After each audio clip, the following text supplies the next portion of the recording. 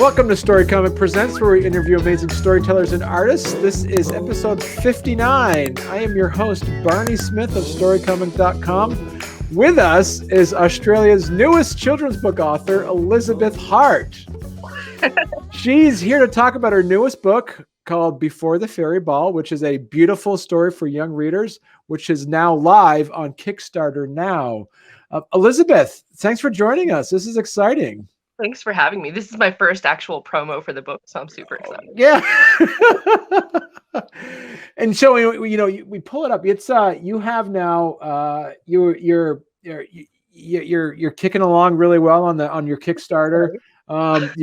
You got 20 days left on it, and this is like 18 days now. 18 days where you are. Okay, so it's 19 days according to here. So yeah. That's right. We're down there, as that, for Australia. So this is exciting stuff. We talked about before we went on the air about, your inspiration behind the book and how you kind of created it. Do you want to kind of give for our viewers and our listeners, kind of a background of how you created, Before the Fairy Ball? So like I said, disclaimer for all the hardworking writers out there, because if you hate me, I'll understand. Basically, this book, I'm gonna tagline when I make my website. It's Elizabeth Hart, the unlikely children's author, because it wasn't my goal. Like this book is basically like an act of love from me to my children, because it started off as a story, a bedtime story, and I've jokingly written elsewhere that it was the girls love having stories read to them. And I have 4 children. I have like a 9-year-old and triplet 7-year-olds. So my time and my effort towards the end of the day when they want a story read is just non-existent. So the times that they get stories is more not than actually happening, right? So I was like, okay, they want a story. It's been a while. If I pick a book, they're gonna know if I don't finish it. So I'll just tell them a story, and that way I can end it when I want to, and it'd be like, oh, ta-da, at the end. Okay, finished. I convinced myself that it would be the faster option. So I started telling the story, and of course, I made the characters my girls. It was Sarah and Sophia, and their characters, their characteristics, their personalities became their personalities, and it was, oh, they like fairies, so bam, they're fairies. Eventually I got tired of telling the story on that one night, and it wasn't really at a finishing point, so I kind of like made a chapter ending and said, okay, we'll finish it tomorrow. That ended up happening like 6 nights in a row. I was like, this is supposed to be faster, was clearly just not faster, but that's okay. It ended up being a full story, and I had been taking notes as I went along, so I remembered when I went back the next time, because it wasn't even like one night in between stories. It was potentially like a week. So I had to have the notes, knew exactly what I had told them last time, because God help me, they would call me up on it if something wasn't right. So I had, at the end, I had this beautiful set of notes that documented the entire story arc, and I'd actually ended up having a good story, like from finish or start to finish. It had the full character development. It had, the events, it had the challenges, it had the character, the conflict resolution, it had all these things, right? And I was like, okay, well, why don't I at least take these, turn it into like a document or a manuscript or whatever, and then the girls can have it, because it's them basically in fantasy form. It was all inspired by them. It was all them basically. So I was doing that, and then Christmas was coming up, and I happened to have a very talented friend, Karen Gruber. If you want to look her up, I think she's at Karen Gruber Art on Instagram and Facebook. And she does a lot of watercolor work, and some of her favorite stuff to do is the fantasy. So even while I was telling this story to the girls, I had her artwork in my head. So I was like, oh, Karen, would you mind if I send you a picture of the girls' faces? Can I commission proper artwork from you, like an actual watercolor for the girls for Christmas? So she ended up doing that for me. And I'll show just like the actual painting. Like that was, wow. Okay. Figure out where like that's Sophia. So she took Sophia's face and actually made her into a fairy. She took her favorite colors into account and her personality a bit because she hasn't met them. And that's Sarah. So like that was the inspiration for the actual artwork of the book, right? I already knew her style. I love her work. I own a few of her pieces. She's amazing. And I know that she likes the fantasy and the storytelling. So I was like, oh, Karen, I was just thinking if I wanted to actually make this into a book, like we're self-publishing, we're not going through anyone else. It's going to be print on demand. I was like, so if worst comes to worst, I pay for all this stuff. I'm out of pocket, but I have this amazing gift to give the children. Would you consider doing a book with me? Like the story's pretty much like I need to edit it, but the story's been written. Right. We know what we're expecting. We know, we've already done the storyboarding and all that kind of stuff. So it was she just got really excited. So she was keen. So now we're plugging away and doing it. And I was like, well, all right. Now that we've decided to do this properly, other people might like it, because the reason that this became so important is because Sarah is on the spectrum, and Sophia suffers from pretty intense social anxiety in general. Like if she doesn't get something right, it's more than just a talk myself down and get over it kind of thing. She writes a letter wrong and she just judges herself so hard. So I was like, look, these characters had taken on those aspects. And I was like, isn't it nice when you can see the personality traits of someone on the spectrum in the story, or someone functioning with anxiety in a story, without it being the core trait of that character? Like one of my biggest problems is what's the good, is it not the Good Doctor, the one with the surgeon who has autism? Yeah, the Good Doctor. Yeah, The Good Doctor. I don't watch it, right? Yeah. And it's those types of things where it's like, if they didn't tell you that he had autism, people with autism would still identify with him, but it wouldn't be the selling point for the character. It's like, he's not special because he has autism. He is special, period. Right. And he has amazing skills. And while, like, even knowing that he has autism, most people still don't really understand what that means for people overcoming challenges on a daily basis. So they think they do, and they go, oh, he's autistic, so it's okay. It's like, that doesn't mean that that's what he wants to be known for, or what he wants to identify with more than anything else, right? So this is the same thing, where it's other kids may be able to identify with these feelings and the situations that I put forward in the book, and how my girls have reacted to them and emotionally how they're feeling as with them as people, rather than, oh, here's an autistic fairy. It's no, this is Sarah. Right. And this is what she does all the time, and this is her personality, and this is how she is. And she does amazing things, and that's good enough, Right. So I have we talked before we went on the air. I have pre-recorded some a special guest interviewer.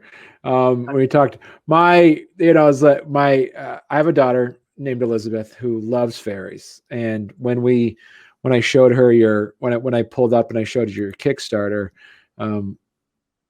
we had to back it, obviously, and because it's beautiful anyway. And but she wanted to ask you questions, but it's past her bedtime, so we pre-recorded some questions. So what I'll do is I'll pull up the question and I'll let you answer it. She has 3 questions for you, and I'll pull up the first one, and then I'll let you answer, and we'll go through. Okay. All right, here we go. My name is Elizabeth Smith, and I have 3 questions for you. My first question is, what are the fairies' names? She's adorable. Us Elizabeths have to stick together, fielding the easy interview questions.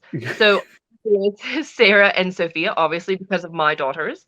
I think in the original story, when I was just telling it, I had called them Seraphia and Sophaba, because that's what I do, right?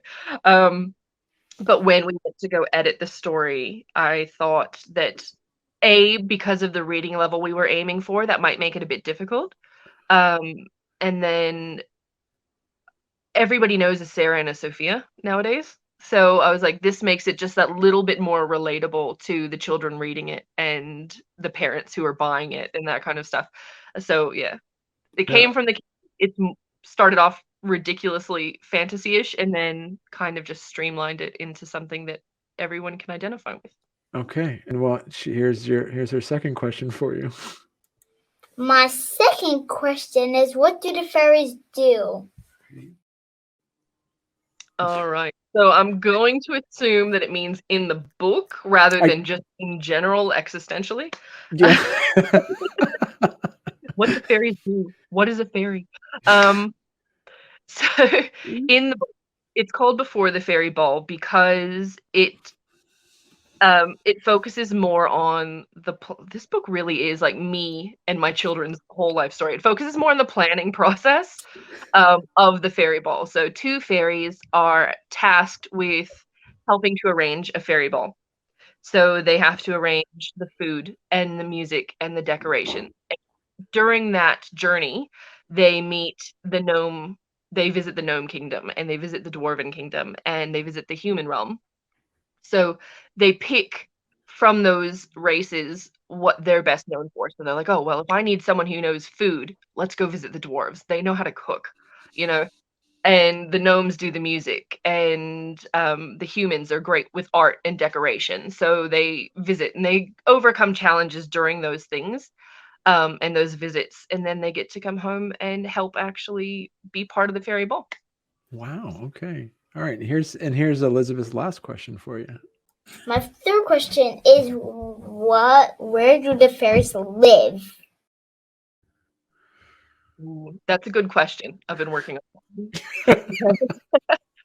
I haven't come up with a name. Like, technically, it's got the human realm in it. It could be here. Like, this could exist with us. I haven't given where they live a name or anything like that. I know that it's a fully formed world and it's got all the different races. Like I said, it's very Tolkien-esque. You've got the elves and you've got the dwarves and you've got the gnomes and all of those things. Like I said, I told a story for my son, John, as well, and in his story, he's a gnome. Well, he's a human and then a gnome. Trust me, it's there. So like it's all these stories are taking part in the same world. Like they're all connected. It's just there's no name for it. It just exists. Okay. So it does it does lead into some of the other some questions that I wanted to ask you about. Is that, in informing that, the children's book. So when you're telling these stories and then you decided, hey, this is going to be a good I got something here. Were you doing any like research on like how to format a children's book or how to do this, or did it kind of just fall into place for you? I did a fair bit of research. Well, I mean, like I've seen a lot of kids' books, Right. and I knew what I wanted it to look like, and I knew which books I liked the feel of as a parent who had to read them to someone else. So there was a lot of just comfort with what I had experienced already. So I was like, all right, if that's what I'm aiming for, those were my favorites. Let's, do the 8x8 books and the formatting. Luckily, Karen is quite good with the digital art as well, and she has done books in the past with other people. So I have that wealth of knowledge. So I was like, look, this is what I want to do. Is it possible? And then we're going through Ingram Spark to do the print on demand, self-published. Like I had thought about using the publishers because it's like, then someone can hold my hand and walk me through it. And I'm like, I don't think I want to do that because that is a massive money sink. And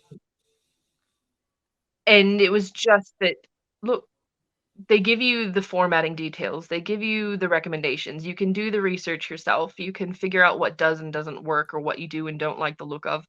There's especially in today's, day and age, there's no information that you can't find if you look for it. So I'm sure there might be some issues later. There might be something that pops up where like, oh, shoot, I didn't even know I need to do that. But it was just, I did, and it helps too with my small business. I do some editing and formatting for a small publisher, for someone who assists other self-publishers, I should say. So there was a bit of the stuff where I had already kind of picked up the ins and outs of what I needed to focus on. So like I've already got the ISBNs and I've already got the barcodes and all that kind of stuff to make it as easy as possible moving forward. And I just did it all myself. I did all the applications and all that kind of stuff online. And did you, as you were telling the story and putting down the notes, did you kind of define, and we kind of mentioned it earlier, being inspired by your daughters, to have like a certain like lesson or theme to this book? Did that format at the beginning, or is that something that kind of pulled together for you in the end? Anytime I tell them a story, I try to, like, I'm obviously being their mom, I'm very aware of where they need encouragement and where they need to just learn to trust themselves. Like I said, for Sophie, her anxiety, she's wonderful. She's a wonderful kid. And well, she's my mini me, so bonus. But she's so hard on herself. Like I said, her handwriting is beautiful and tidy, and it's the same. Like my handwriting isn't that good. Her handwriting's better already. But if she writes one letter wrong, the whole thing's rubbish. I just hate it. Or she goes to art class, which she loves, and then it's, oh, well, my painting was wrong, so my whole day was horrible because that one thing didn't work out. So with her, it was, let's tell a story where she encounters something that doesn't go her way, or where she has to get up in front of a group of people, where she has to do those things and it works out, or where she can lean on her sister or her family or her friends to get through these kinds of things. So she sees, even in the imaginative storylines, that these things happen to everyone and it's okay. So, and then with Sarah being on the spectrum, she's very, I'll say mildly on the spectrum, because that's just the best way to describe it. She's got a general delay and a bit of emotional regulation stuff. And ultimately, though, she is just a joyful person. Like, until she's not happy, she is just, it's okay, I can do everything, it's fine, I'm fantastic, it's perfect. And it's the most adorable thing ever. But then that plays off of Sophie's anxiety, because Sophie looks at her and goes, well, if she's doing it right, then I must be doing it wrong. Right. But with Sarah as well, it's oh, well, I'm good at this. No, I can't do that. And she just won't try. So it's like, look, there's those things where you're just like, let's do a story where it's not the end of the world if something isn't perfect. Right. So that's kind of where we're at.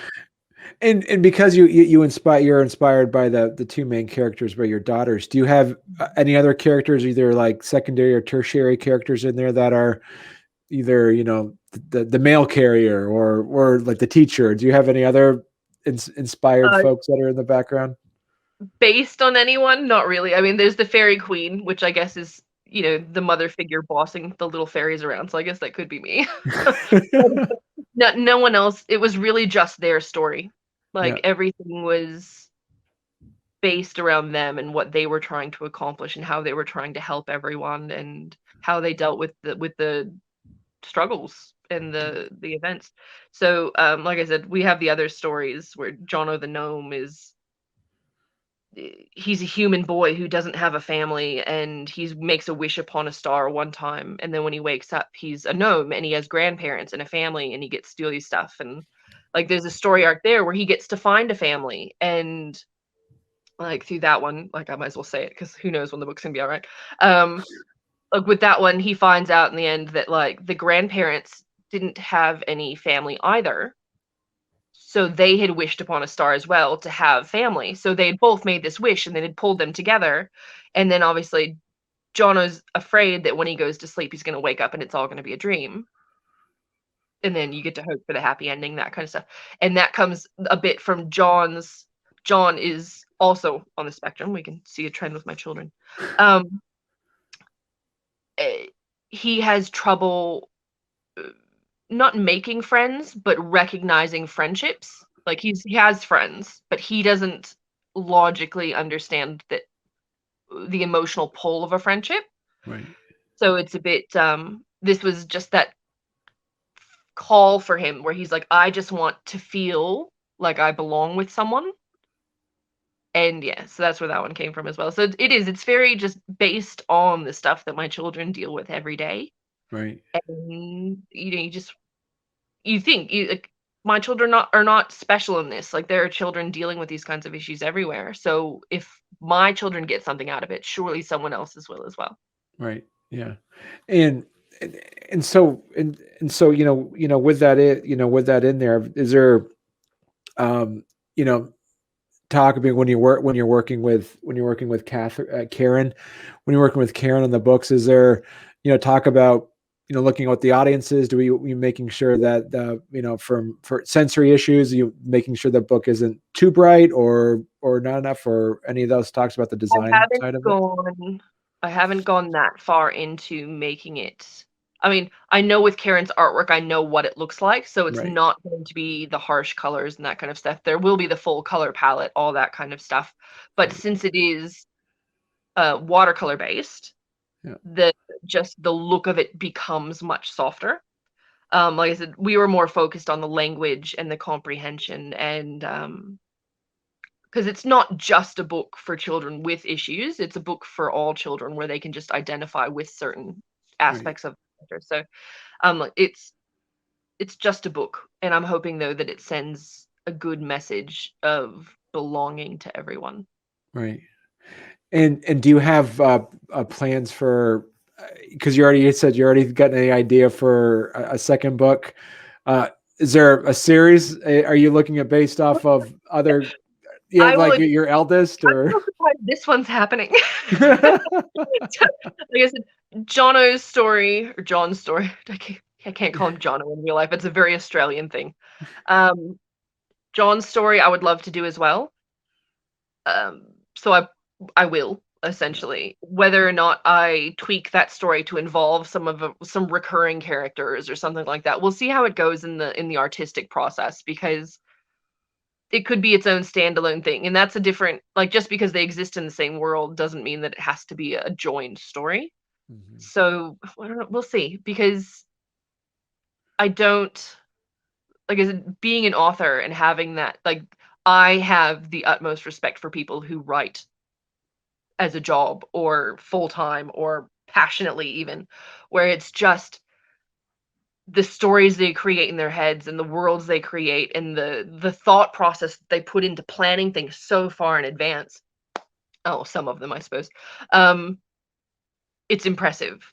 And I don't know how many books I'm gonna make. I don't know how many stories I've got in me. I don't know how long I'm gonna do this. Is this gonna be something where I make what I'm making for my kids and put them out into the world for everyone else? Or does it become something where it's like, "Oh, well, if people really enjoy it, then yes, I can make more of an effort to make a like a series or a more, defined world for it." We'll have to just see how it goes, because it's right now for me, it's just the most important thing is getting this book done, and like, and probably in John's as well, and just getting these messages out. And let's talk about it. Let's talk a bit about your Kickstarter. And I mean, you're not a stranger to you've been on Kickstarter before. I've seen that you've backed over Mostly almost a games. dozen, yeah, mostly games. So you were familiar. So when you mentioned earlier, when you thought about doing this, you immediately said, "Hey, let's put it on Kickstarter." So this was Mhm. pretty early in the process. You thought about doing this. Yeah, basically, it was one of those things where, like, look, it's gonna happen anyway. Yeah. I'm gonna make the book. I'm gonna print it out. I can make my Facebook pages and my websites. I can do all of those things myself. But doing that while raising 4 children and doing everything else, obviously a bit of funding would not go amiss. Right. Most of this, when you do books on Kickstarter, is basically just pre-sales. Like, that's what Yeah. you're getting, right? Because unless they're donating money for nothing, you have to produce this product, and you already know what the costing is gonna be and all that kind of stuff. So it's basically the same as if you were selling it in a store. You're just pre-selling it and then sending it out later. Hmm. Um, so with the Kickstarter, I was like, okay, well, if I want to do the website and I would like to do some bookmarks to send to the local schools, and some of them and the marketing cards to send out to the local bookshops to, just kind of introduce people to the book here. Yeah. and obviously the actual books themselves and getting them sold and sent out and mailed and all that kind of stuff. And then I think I'm offering some prints of the artwork as well, so I'm gonna do like 6x6 prints of Karen's artwork. So if people want a picture of Sarah or Sophia or anything like that, or once the rest of the artwork is finished, there will be like the Gnome King and the family and all that stuff. So people can choose which print they want, that kind of stuff. Right. It's been pretty handy. So talk to us a bit about your pledge levels a bit. So, and also how many pages is the book? We had originally said it was going to be like 22, but now that we've blocked out the text, it's probably going to be a bit longer. So probably about 25 pages of text and pictures, and then obviously the covers and all the dedication pages and that kind of stuff. Mm-hmm. So, getting down, let's walk through some of the pledge levels. So right here, you got your the basically the first one there, and that is a digital copy. Yes. So originally I was just going to do the paperback or potentially even hardback at some point, but for now it was just the paperback was the goal. But then I was like, well, nowadays children are reading on tablets and they're doing all this kind of stuff, so we're going to release it as an ebook as well. I know that it might not have the same pull with the artwork as having a physical book in your hands, but it just gives people the opportunity when they might not have, a book with them. They might have their phone or they might have their tablet. So there's the digital copy only, and then I think after that we have the paperback copy only. Okay. And the avid reader one. This is interesting. It's really small on my screen, so I'm like, oh, it's that you have the avid readers as so it's a digital copy and the paperback.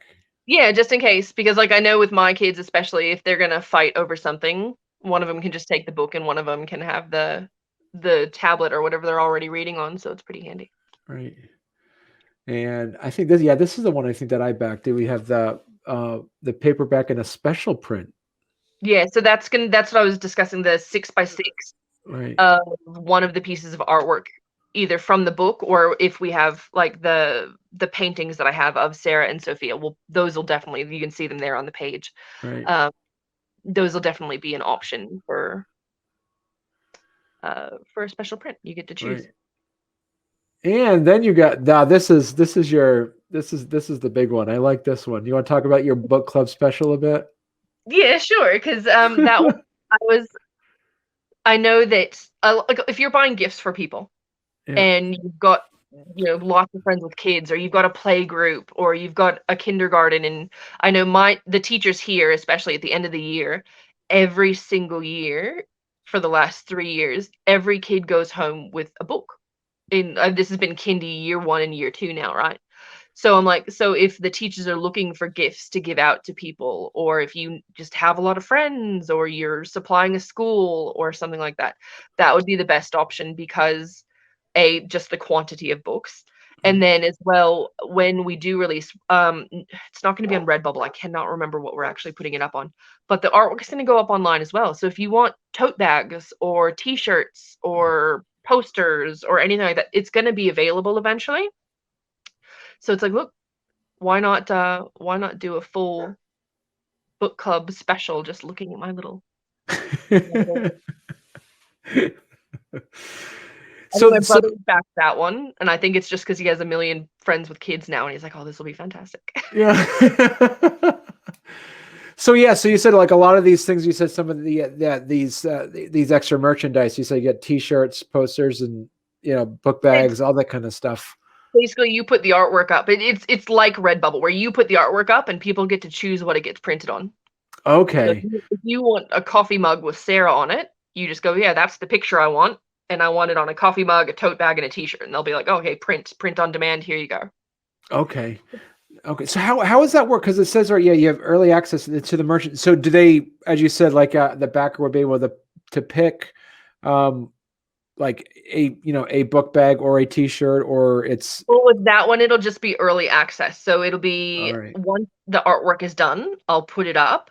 I won't be launching that to the public until like the book is actually out. Oh, okay, cool. But we can send that to anyone who backs that. They'll get an email and probably a discount code as well, Right. for if they want to purchase any merchandise ahead of time. Right.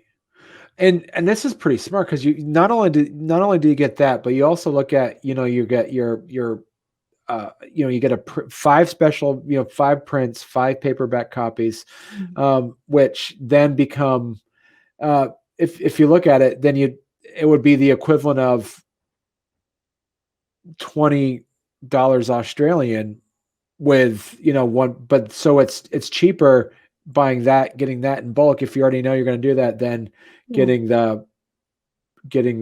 this other pledge level, which is $25. Yep. So yeah. Yeah, I tried to be reasonable with the pricing as well, because I'm like, I know what I want to sell the books for because I've done the research and figured out how much it's going to cost me per print. Right. So I tried to keep it that. And obviously, if you're going to buy in bulk, like I want to help out that Right. kind of thing. Like it's the Yeah. same as like wholesale straight from the printer. Like you just why not make it a bit more appealing? Right. And also too, you look even like, looking at, because here in the United States, we have a little thing that tells us how much it is in US dollars. So for our US listeners, getting the book right here, it's $16 American, which is a really good price for a children's book on our side. So I haven't lived there in a while. I was like, I hope it's appropriate. yeah. But I mean, compared to like so for $20 Australian, that is still a really good price to buy a children's book if you would go to any of your local bookstores. So yeah, that's it. That's pretty much what I based it on. Was just like I said, the books that I buy for my kids. We have the Scholastic book fairs here as well, and it's just what's the average going price for a book this big with this many pages with this quality of artwork, that kind of thing. So yeah. So I'm much more comfortable with the business side of things than I was with the actual creating it, just because of my work history. Like, or some writers are writers. I'm more of like a business person who just happens to have written a book. Right. So now now just blue sky, a couple of questions for you here. No, do you, because I'm reading this and I'm just really excited to get my hands on this book now. Is there, as as both of us, used to be children and now we're adults. So I don't like to make a lot of presumptions here, but I'm just going to being adults is probably the biggest stretch of it. Is there, so pretty keyed into making a second book for your son?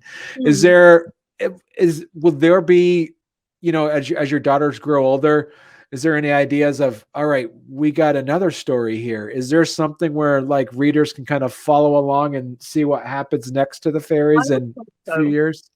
I would hope so, because I hope that my relationship with my daughters is always as supportive, and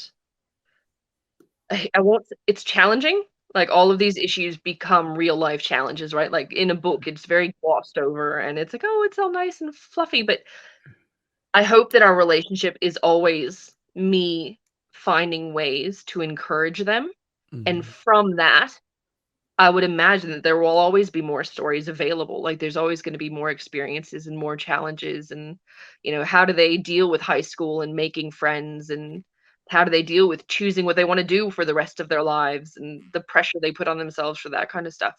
Like, there's always more stories available. Like the inspiration just comes from real life. So as long as that's there, there's stories. Right.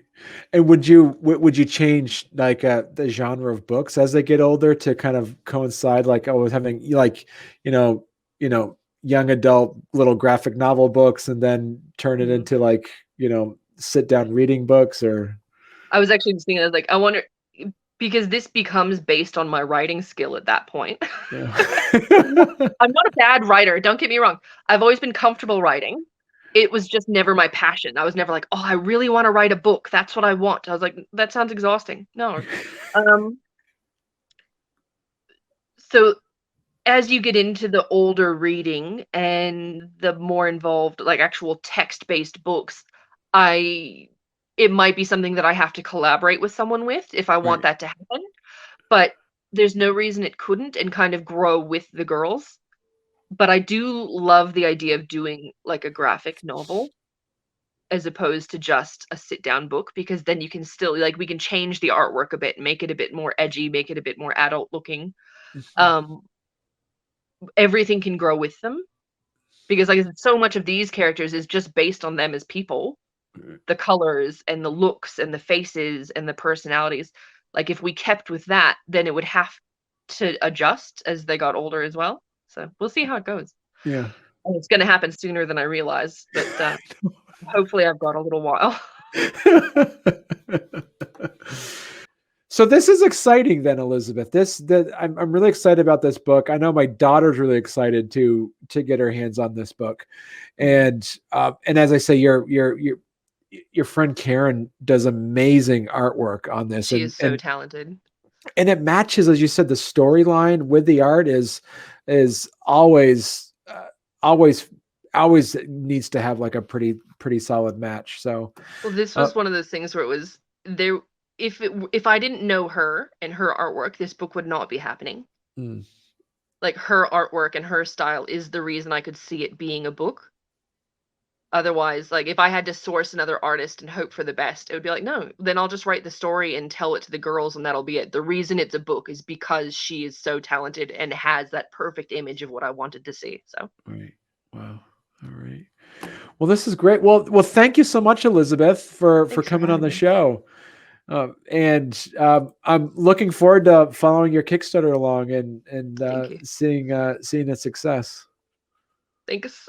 Yeah, fingers crossed. Like I said, the book's going to happen anyway. It's just, are people interested? Do they want to help out ahead of time? It gets me the website. It gets me the promotional materials. It gets me, gets Karen paid a little bit faster. But the book's going to happen. Like that was never the question. It's just Kickstarter gives you an excellent platform to generate the momentum behind it and kind of help you shoulder some of the burden. So hopefully it works out. Yeah. All right. Well, thank you very much. Thank you.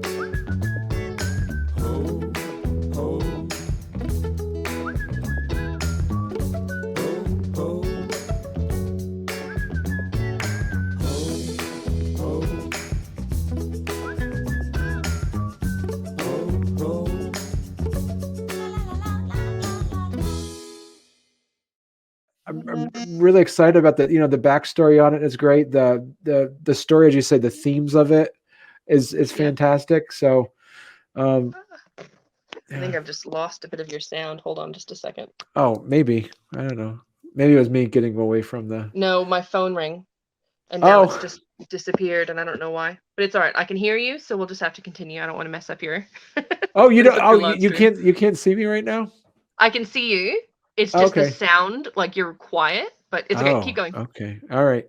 This is good. This technical difficulties.